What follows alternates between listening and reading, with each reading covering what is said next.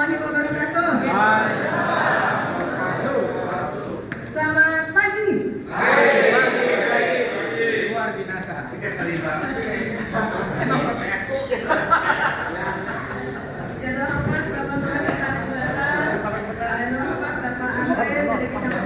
Kita mengundang info nih Bu, Bapak dari kecamatan saya tarik, pokoknya harus bisa gitu kan. Untuk bisa bertemu sapa dengan Bapak Ibu RT dan RW di Kelurahan Cengkareng Barat. Aplaus dulu dong Bapak Ibu.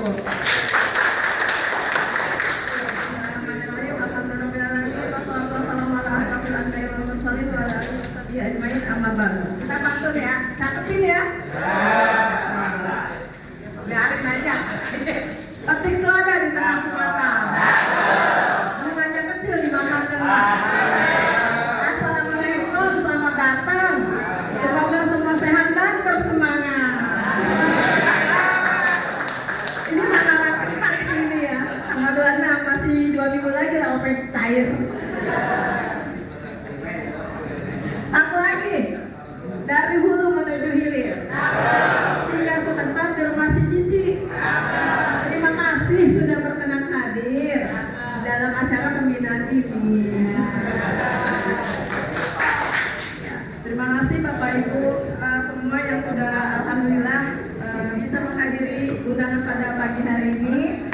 Mohon izin ya, ternyata dari kemarin paralel ya Bapak Ibu RW undangan maraton seperti itu ya, gimana ya, karena saking cintanya jadinya harus diundang lagi seperti itu. Tapi alhamdulillah terima kasih sekali lagi atas kehadirannya, dan juga kita ikan sempat ikan gabus, jadi saya juga tidak bertele-tele tapi bagus ya. Jadi di sini seperti undangan yang telah kami sampaikan bahwa kita mau menyampaikan terkait masalah peraturan terbaru keputusan gubernur tahun 522 tahun 2025. Namun sebelum kita masuk ke peraturan tersebut, ada selayak pandang untuk kita mengulas kembali peraturan-peraturan tentang aturan tata laksana kerja RT RW di wilayah seperti itu, biar tidak terjadi salah paham atau salah komunikasi. Ini sekilas aja, kalau kata orang zaman sekarang POP, code of view tuh bahasa Cengkareng apa itu. Nah, terserah ulama. Lanjut ya Bapak Ibu ya, untuk bisa nanti disampaikan kepada RT-RT-nya. Karena kita tidak mengundang semua, keterbatasan tempat. Nah, sekarang kita mengacu ke dasar hukum dulu Bapak Ibu. Bapak Ibu kan SK RT RW sudah dikasih ya? Nah, itu tidak bisa diagunkan ya? Tidak bisa itu, karena kan sifatnya OP, bukan honor. Kalau honor baru bisa diagunkan. Nah, dasar hukum kerjanya Bapak Ibu itu ada banyak. Yang pertama, kita mengacu undang-undang, karena aturan yang di atas ada Undang-Undang Republik Indonesia, kemudian Permendagri nomor 18 tahun 2018, kemudian Perda 5 itu. Lanjut, yang menjadi viral adalah Pergub DKI nomor 22 tahun 2022, yaitu tentang RT RW. Itu udah bakunya Bapak Ibu. Kemudian yang nomor 6 itu tentang kelurahan, kita skip. Lanjut, Pergub 15 tentang jaminan sosial ketenagakerjaan atau BPJS. Kemudian Kepub DKI nomor 587 tahun 2022 tentang pemberian uang penyelenggaraan tugas dan fungsi. Nah, yang terbaru adalah nomor 522 tahun 2025. Ini perubahan dari 587 ke 522, salah satunya berisi tentang besaran nominal uang penyelenggaraan tugas dan fungsi yang diterima oleh Bapak Ibu RT dan RW. Udah diterima kan ya? Beda kan? Beda kan nilainya, kalau sama aneh nanti. Yang terakhir itu tentang kepesertaan jaminan sosial ketenagakerjaan. Itu untuk BPJS, nanti kita akan ada sesinya lagi, dari BPJS akan memberikan informasinya seperti itu. Lanjut ya. Nah, kita sekilas infografis yang saya mau sampaikan terkait Permendagri nomor 18 tahun 2018 tentang lembaga kemasyarakatan desa dan lembaga adat desa. Dari sekian banyak pasal, kita hanya mengambil beberapa poin saja. Yang pertama adalah lembaga kemasyarakatan Pemasyarakatan Desa. Selanjutnya adalah LKD, Wadah Partisipasi Masyarakat sebagai mitra pemerintah desa. Ikut serta dalam perencanaan, pelaksanaan, dan pengawasan pembangunan serta meningkatkan pelayanan masyarakat desa. Tetapi ini sama saja dengan kelurahan ya, karena di Jakarta itu adalah kelurahan, maka kita adalah pemerintah kelurahan. Dan di sini lanjut lagi yang pembentukan LKD, Bapak Ibu bisa baca sendiri. Kemudian jenis LKD. Jenis LKD paling sedikit meliputi RT, RW, PKK, Karang Taruna, Pos Pelayanan Terpadu, dan Lembaga Pemberdayaan Masyarakat. Yang saya tebalkan adalah yang ada kebetulan di wilayah kita. RT kita ada, RW kita ada, PKK ada, Karang Taruna ada, dan Pos Pelayanan Terpadu juga ada. Lanjut, poin yang saya tebalin. Pengurus LKD dilarang merangkap jabatan pada LKD lainnya dan dilarang menjadi anggota salah satu partai politik. Nah, ada nggak RT kita yang menjadi partai politik? Udah berhenti, ya. Kalau udah berhenti udah. Lainnya perlu ditekankan karena pada waktu kemarin kita pemilihan RT dan RW, ada RT di salah satu RW itu mencalonkan diri, meskipun dia belum terpilih ya, maksudnya belum pemilihan, tetapi namanya sudah masuk ke dalam nominasi dan itu kita minta untuk mengundurkan diri karena sesuai dengan Permendagri bahwa dilarang menjadi salah satu anggota partai politik maupun dilarang merangkap jabatan pada LKD lainnya. Gitu. Jadi kalau misalnya masih ada yang berafiliasi pada partai politik, yang mohon disampaikan ke kami karena memang sudah ada pakemnya dan itu dilarang. Clear ya Bapak Ibu ya? Untuk seperti itu. Kemudian yang kelima, hubungan kerja LKD dan LAD dengan PMDes bersifat kemitraan. Kemudian hubungan kerja LKD dan LAD dengan Badan Pemusyawaratan Desa bersifat konsultatif dan hubungan kerja dengan lembaga pemasyarakatan lainnya bersifat koordinatif. Jadi nanti hubungan LKD atau RT RW kepada kami pemerintahan kelurahan bersifat kita kemitraan. Nanti ini sekilas saya sampaikan paparannya, mungkin nanti penajaman sama Pak Andre ya. Jadi Pak bisa nanti lebih ditajamkan lagi atau digarisbawahi lagi. Kemudian yang keenam, pembentukan LKD dan LAD yang diatur dalam peraturan ini berlaku mutatis mutandis. Aja aku apaan tuh mutatis mutandis? Tadi seperti ini ya, bersifat, ya itu bahasa hukum ya Pak ya? Ya seperti itu, bersifat mutatis dan mutandis bagi pembentukan LKD dan LAD kelurahan. Ini 5 poin ini dari Permendagri nomor 18 yang kita juga tidak bisa mengabaikan karena ini menjadi acuan dari peraturan di atas Perpu. Lanjut ke yang selanjutnya, infografis kedua. Di sini saya sekilas menyampaikan tentang Pergub DKI yang Bapak Ibu mungkin sudah melontok di luar kepala ya. Ada yang masuk. Saking melontok di luarnya nggak ada masuk gitu ya. Kecil-kecil ya Bapak ya? Kecil ya? Sama kayak ngomong kecil. Nah, ini singkat saja. RT, di sini mana RT? RT mana RT? Nah, kudu ngerti nih ya. RT singkatannya apa sih? Nah, rukun tetangga berarti harus rukun sama tetangga, bukan tetangga. Nah, orang.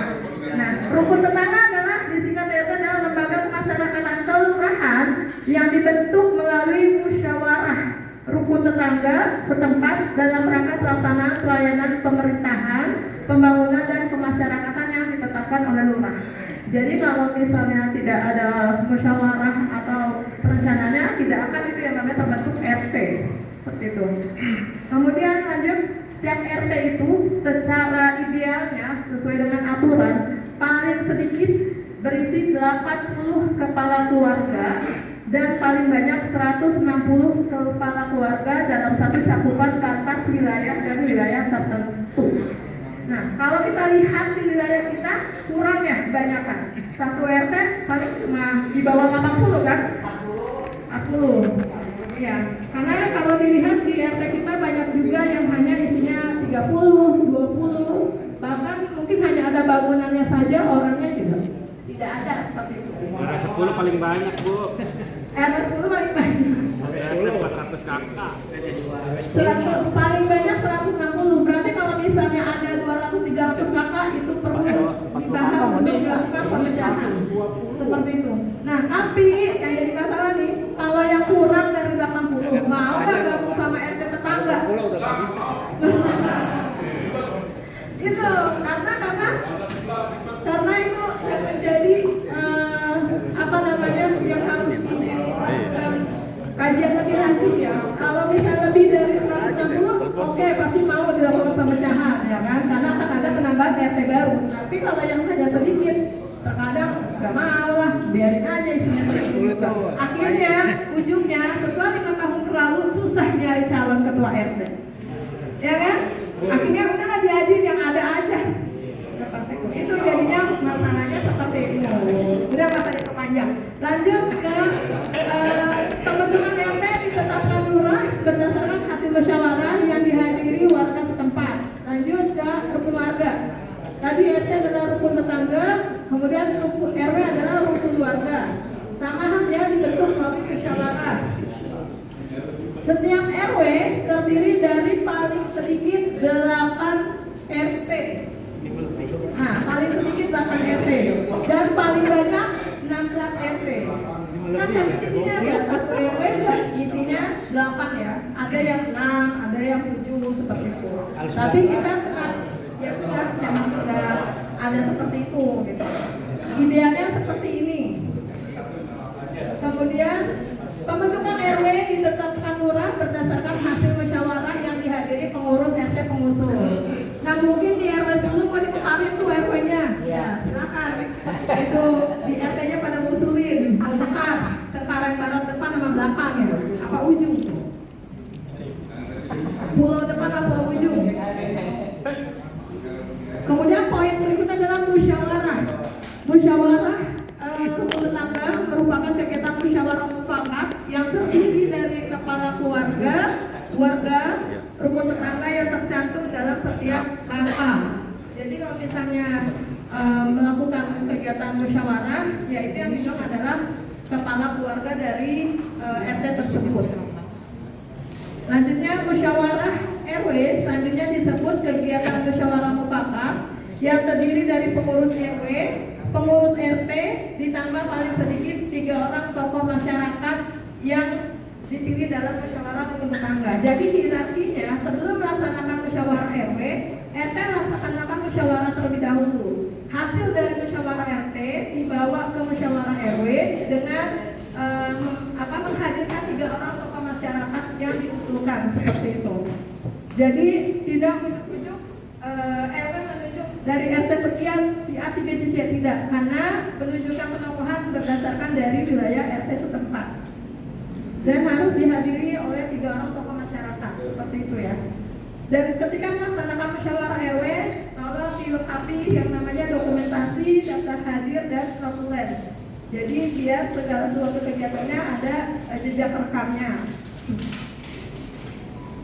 Selanjutnya, keputusan musyawarah dinyatakan sah apabila dihadiri 2/3 dari jumlah peserta musyawarah. Nanti bisa dihitung saja berapa jumlah peserta musyawarahnya, kemudian kehadirannya. Apabila 2/3 maka dinyatakan sah seperti itu.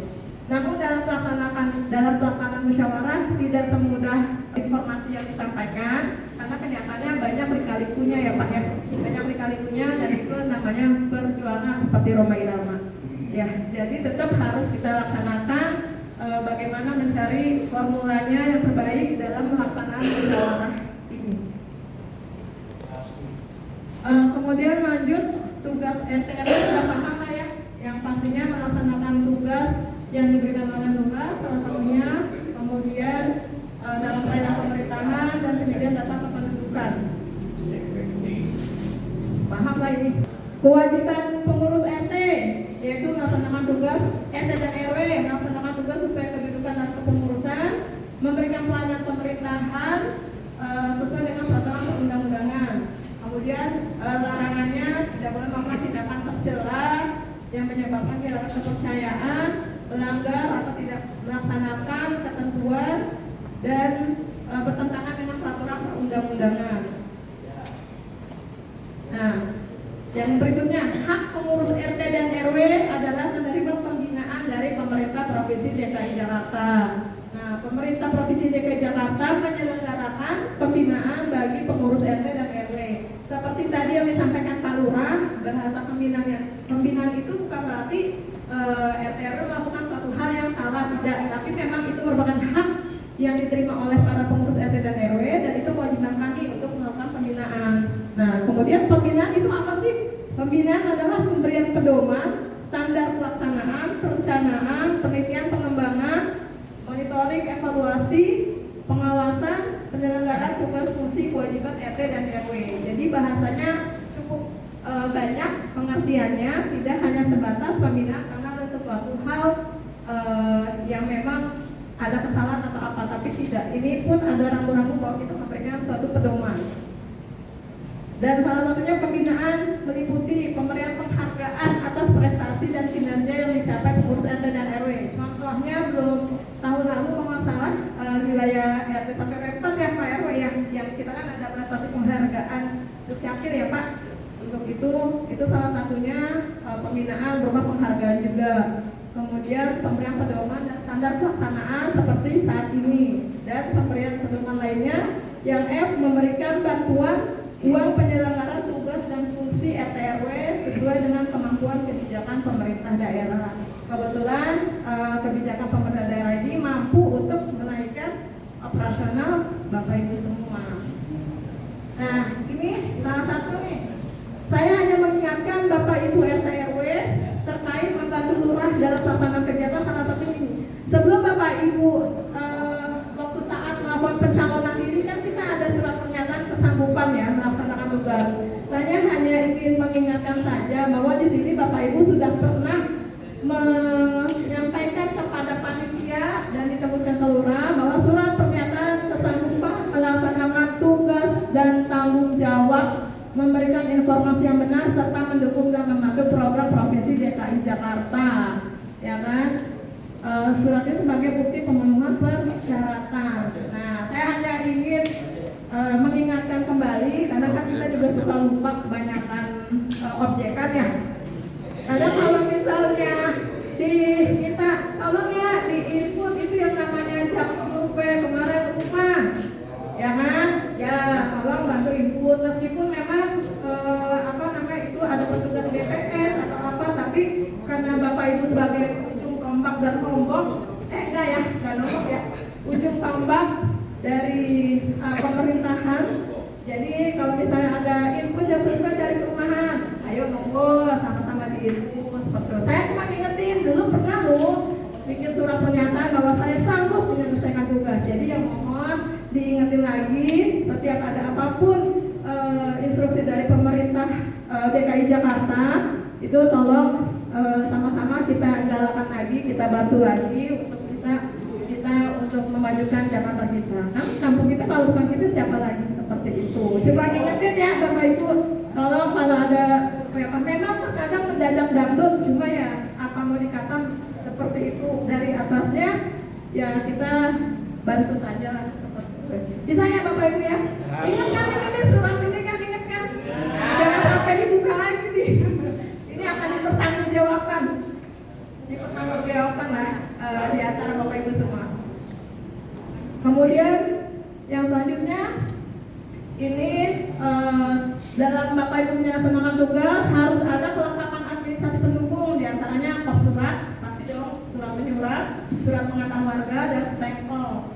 Kemudian lanjutnya adalah uang penyelenggaraan tugas. Nah, saya cuma ngingetin Bapak Ibu, ini adalah surat pengantar nih contoh sesuai Pergub.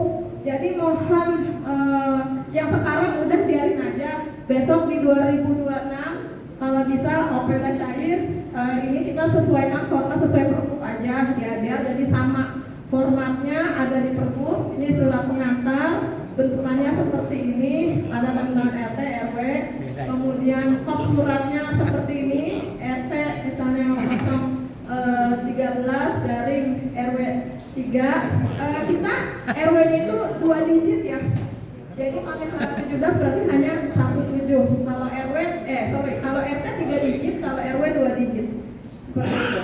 RT 003, RW 04. Misalnya RT 005, RW 15. Berarti hanya RT 3 digit, Jadinya 2 digit. Ukuran kertasnya adalah A4 ya, kalau surat RT dan RW.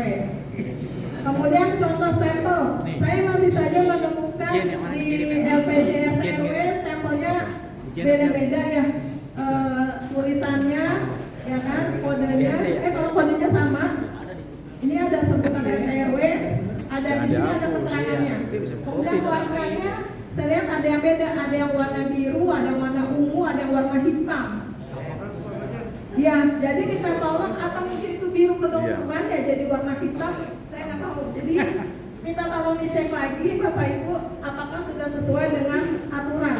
Jadi biar dari RW 1 sampai dengan RW 18 itu warnanya sama seperti itu. Ya, warnanya. Nanti ya sekarang mah ya udah biarin nanti aja. Yang penting tahu pakunya. Kemudian untuk jenis penomorannya mungkin bisa disederhanakan. Waktu itu kita udah bikin grup ya Bapak Ibu, masukkan di grup ya. Grup koordinasi khusus memang itu ada RT dan RW semuanya. Jadi informasi selain kita sampaikan ke RW, kita juga sampaikan di grup ke semuanya biar informasinya bisa cepat aja. Gitu. Lanjut ya. Oh iya, JP Jakarta Pusat. Kalau kita JP, kita udah benar kodenya Pak. Kita JP, ini aja diganti JP jadi JP, kodenya kode wilayah Jakarta Barat sudah sesuai sih.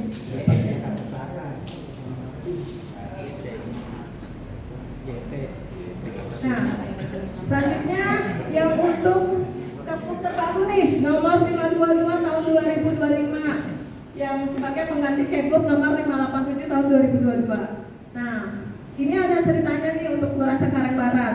Pada bulan sekitar Mei ya, Juni, Kelurahan Cengkareng Barat dipanggil BPK karena ada temuan terkait RPJ RT RW kita kurang lebih 900 juta, 900 juta apa miliar gitu. Paling besar deh temuan dari BPK, kita paling besar dikarenakan disangkanya karena kan RPJ Bapak Ibu semuanya dikumpulin nih. Nah itu disinyalir penggunaan uangnya tidak sesuai dengan tupoksinya. Gitu, sekitar kurang lebih 900 juta kita dipanggil BPK karena LPG yang Bapak Ibu kirim itu pelaporannya tidak sesuai dengan tugas fungsinya. Jadi kita disinyalir menggunakan anggaran itu tidak tepat. Seperti itu, saya bingung, ini saya gimana gantinya 900 juta? Ya kan? Ya udah, akhirnya kita coba berkomunikasi lagi di sana. Kesalahan kami apa? Kok kami dianggapnya menyalahgunakan, sedangkan kami menyampaikan, mentransfer itu kepada rekening Bapak Ibu sesuai dengan yang sudah diterima kan, ada tanda terimanya gitu. Ternyata dari LPJ yang mereka periksa itu ada uraian LPJ itu yang tidak sesuai dengan Kepbu. Nah, di sini bunyi yang nomor 3 nih. Uang penyelenggaraan tugas dan fungsi RT RW bukan untuk mendanai pembayaran uang lelah, insentif, uang kehormatan, uang saku, gaji, honor atau sejenisnya pengurus rukun tetangga dan pengurus rukun warga. Jadi karena ada di situ bunyinya uang untuk bayar petugas keamanan, uang bayar kebersihan, buat bayar kondangan, itu salah satunya nih saya kasih tahu. Ya itu kan tidak boleh di situ seperti itu mah jangan pakai OP untuk kondangan. ya sebenarnya makanya di sini kita coba ayo jangan ada bahasa lagi yang mendanai pembayaran uang lelah, insentif, uang kehormatan, uang saku dan seterusnya. Jadi mulai di sini saya mohon kepada Bapak Ibu semua untuk bisa mengecek lagi mungkin LPJ-nya karena kemarin LPJ yang diperiksa itu yang di 2024. Nah saya khawatir di 2025 ini diperiksa lagi dan ternyata ditemukan kalimat yang sama. Betul. Gitu. Jadi mohon untuk dicek lagi. Nanti kalau misalnya nanti saya coba cek kalau misalnya ada yang kurang, yang tidak sesuai, nanti saya akan kembalikan, nanti kita tolong dirubah ya Bapak Ibu ya. Daripada saya harus kembali uang segitu dari mana? Kayak gitu. Jadi ini salah satunya dan kemudian penggunaannya udah sama. Nah, nilainya berbeda ya Bapak Ibu kemarin kan ya. Yang awalnya kita kita 2 juta untuk RT dan per Oktober 2025 menjadi 2.500.000. Nah, tolong nanti jangan sampai salah ya untuk laporannya, karena copy paste yang sebelumnya nilainya masih 2 juta aja gitu, padahal kan udah naik gitu. Kemudian yang RW juga sama, yang tadinya tuh kan saya copy paste tuh. Yang tadinya 2.500.000 jadi 3.125.000. Tuh, kita tahu tuh copy paste. Juga laporan yang teman-teman juga ada copy pastenya juga gitu. Jadi ternyata dipikir kita mah nggak bakal dicek, ternyata dicek seperti itu. Lanjutnya lagi, nah ya poin nomor 5, sebagai bentuk pertanggungjawaban catatan pengeluaran keuangan dilaporkan kepada warga melalui musyawarah RT atau musyawarah RW. Di edaran sebelumnya paling sedikit 1 kali dalam 6 bulan. Dan sekarang harus kita melaporkannya 1 kali dalam 3 bulan. Jadi LPJ ini Bapak Ibu berkewajiban untuk menyampaikan kepada warganya di dalam musyawarah RT maupun musyawarah RW. Paling sedikit 1 kali 3 bulan untuk yang pergub terbaru. Jadi kan Oktober, November, Desember, berarti Bapak Ibu siap-siap tuh untuk bulan Desember, akhir tahun, ajak warga makan-makan ya kan, sambil menyampaikan ini loh OP yang kami terima untuk apa.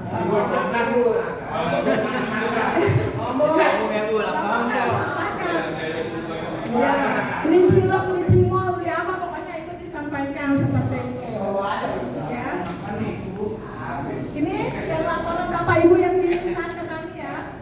Formatnya disamakan ya, nanti ke depan formatnya kertas folio aja, karena bentuknya laporan. Formatnya folio, jumlah jangan sampai salah. Kita ngasihnya berapa ditulis sesuai seperti itu. Saya kemarin ngecek kita kasih 2 juta, dia nulis 200.000. Kan kurang banyak itu. Seperti itu. Jadi tolong jumlahnya diperjelas, kemudian penerimaannya apa. Pengeluarannya juga mungkin nanti bisa Pak Andre yang menyampaikan. Sorry ya. Saya mau ngasih ini coret-coret tadi ya. Sebentar. Ini sekilas yang udah saya cek untuk di bulan Januari ya. RW 1, saya bacain aja ya Pak ya. Ada tulisan laporan operasional pengurus. Nah, kalau yang tadi kan disampaikan nggak boleh.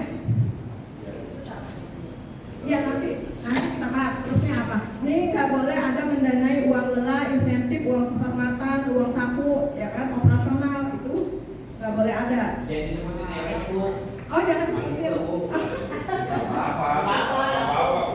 Ya Nggak usah lah. Ininya aja udah. Oh ya udah, berarti disebutin nih.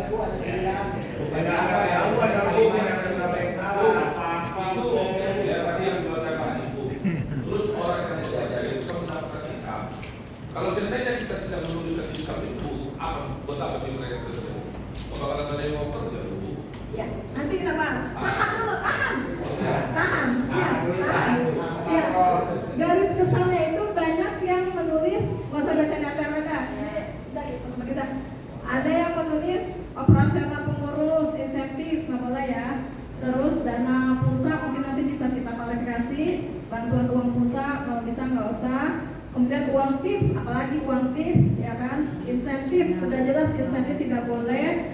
Terus pembayaran honor, pembayaran limas tidak boleh, tidak dianjurkan. Kemudian transport, ya kan? Transport, pembayaran keamanan, kemudian pulsa, kemudian insentif, pembayaran posyandu, kemudian cumantik, uang keamanan. Ya, makanya kita harus mencari bahasa yang boleh. Kemudian tenaga pemungut, upah petugas,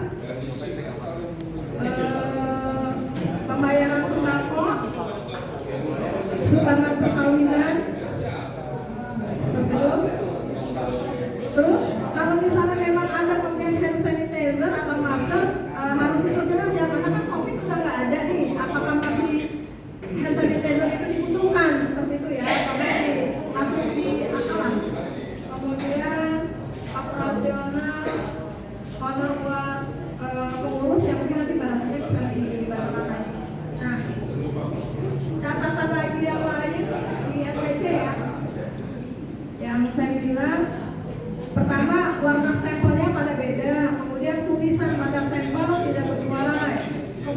RPJ pada nggak tulis laporan, nggak tulis tanggal, ya.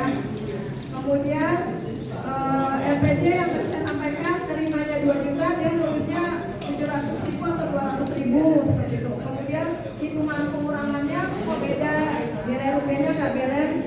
Kemudian ada copy paste nih, ya RT-nya bisa RT 4 RW 5, ya kan? Terus satu lagi RT 3 RW 5. Nah dia tulisnya RT-nya benar RT 4 RW 5, tapi bendaharanya RT 3 RW 5.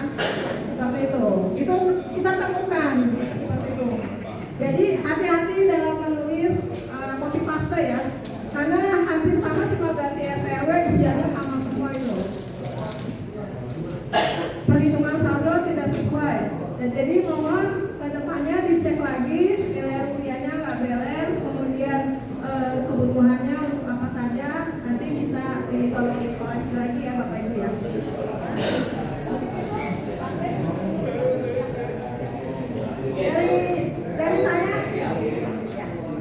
Dari saya itu dulu Bapak Ibu, nanti mungkin ada penambahan dari Pak Andre atau mungkin kita diskusi dari Pak Andre. Mungkin dari saya